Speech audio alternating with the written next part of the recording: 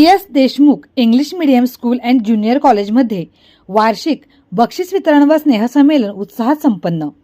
2 February 2026 रोजी शहापूर तालुका education society संचालित PS Deshmukh English medium school and junior college Shahapur येथे वार्षिक बक्षीस वितरण समारंभ व स्नेहसंमेलन अत्यंत उत्साहपूर्ण आणि थाटामाटात पार पडले। या कार्यक्रमाच्या अध्यक्षस्थानी संस्थेचे कार्यकारी मंडळ अध्यक्ष जयवंतभाऊ देशमुख होते, तर कार्यक्रमाचे प्रमुख पाहुणे म्हणून विश्वस्त मंडळ अध्यक्ष सदाशिवभाई खाडे उपस्थित होते।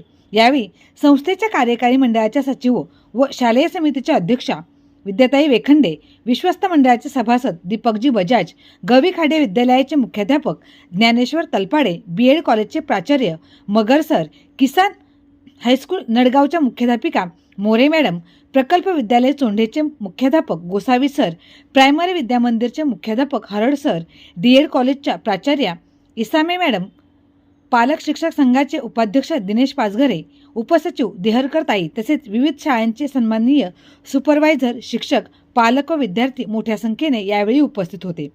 कार्यक्रमाचे प्रास्ताविक शाळेचे मुख्याध्यापक जगदीश मडके सर यांनी केले।